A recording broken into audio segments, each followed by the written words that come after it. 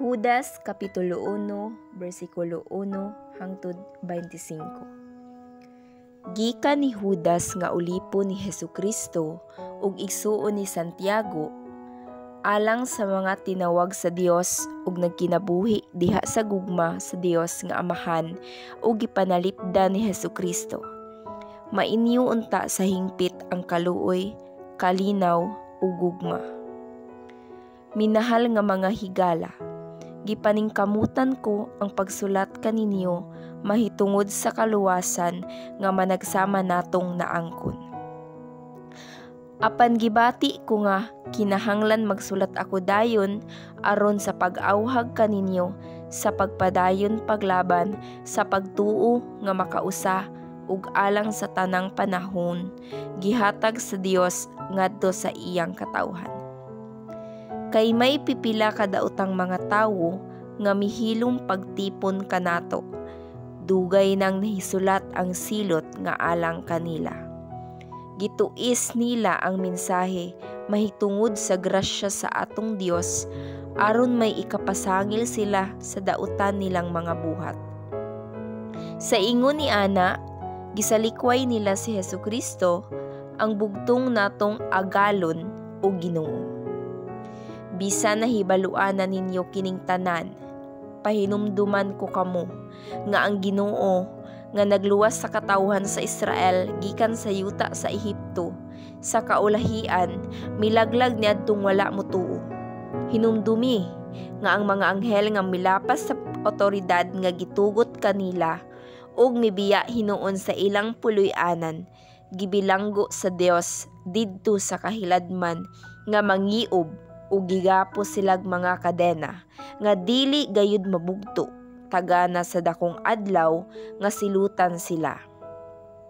Hinumdumi usab nga ang Sodoma ug ang Gomora ug ang kasikbit nga kalungsuran nga nagpatuyang sa pagkamahilawason ug sa kangilaran gisilutan sa kalayo nga walay pagkapalong silbing pasidaan alang sa tanan.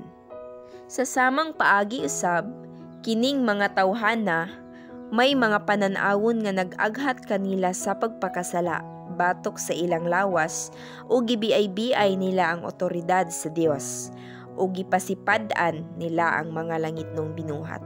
Si Miguel, ang Pangulong Anghel, wala gani maghimo sa ingon sa iyang pagpakig-away sa yawa, sa dihang naglali sila mahitungod sa lawas ni Moises.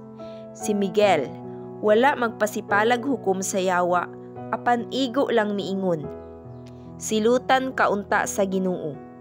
Apan kining mga tawhana, nagbiay-biay sa mga butang nga wala nila hisabti.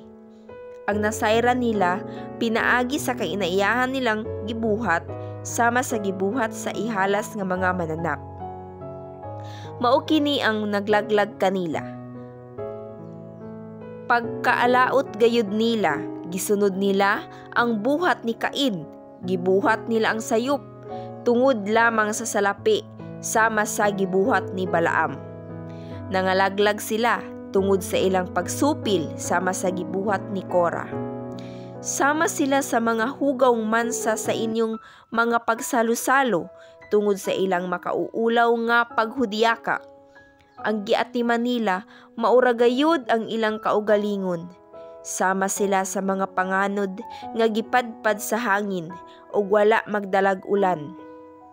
Sama sila sa mga kahoy nga dili mamunga, bisag tingbunga ug sa mga kahoy nga gipangibot ug patay na.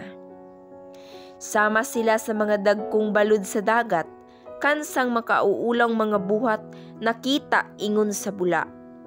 Sama sila sa nangahulog nga mga bituon, gitagan-an sa Dios ug dapit didto sa kahiladman nga mangiub. Si Enoch, ang ikapitong kaliwat ni Adan, dugay nang miingon. Mahitungod kanila, muanhi ang Ginoo uban sa linibo niyang mga balaan. Aron paghukom ug pagsilot sa tanang makasasala tungod sa dautan nilang binuhatan ug sa tanan nilang pagbugal-bugal sa Dios. Sila ang mga bagulbulan ug tikpasangil sa uban. Gituman nila ang dautan nilang tinguha. Mga hambugiro sila ug tig-ulo-ulo. Sa uban aron mulampos ang ilang tuyo. Apan mga hinigugma, hinumdumi ang giingon kanin adto sa mga apostoles sa atong Ginoong Hesukristo. Gisultian nila kamo nga sa ulahing mga adlaw mutungha ang mga tawo nga magbugal-bugal kaninyo, mga tawo nga nagsunod sa ilang mga daotang tinguha. Sila mao'y hinungdan sa pagkabahin-bahin. Gigamhan sila sa tawhanong mga tinguha ug wala kanila ang espiritu. Apan kamo mga hinigugma, padayon kamo paglig-on diha sa inyong labing balaang pagtuo. Pagampo kamo diha sa balaang espiritu, pagkinabuhi kamo kanunay diha sa gugma sa Dios. Samtang naghulat kamo sa atong Ginoong Hesukristo nga sa iyang kaluoy maghatag kaninyo sa kinabuhing walay katapusan. Tabangi kadtong nagduha-duha, luwasa ang uban pinaagi sa pagsakmit kanila gikan sa kalayo. Kaluy usab ang uban, apan pagbantay. Likayi bisan ang ilang bisti nga nabulingan sa daotang kailibgon. Ngadto kaniya nga may gahom sa pagpugong kaninyo, aron dili kamo mapukan ug makatugyan kaninyo nga putli ug malipayon. Ngadto sa iyang mahimayaong atubangan, ngadto sa atong bugtong Dios nga atong manluluwas, pinaagi kang Hesukristo nga atong Ginoo. Ang kahalangdon, gahom ug otoridad sukad pa kaniadto karon ug hangtod sa kahangturan. Amen.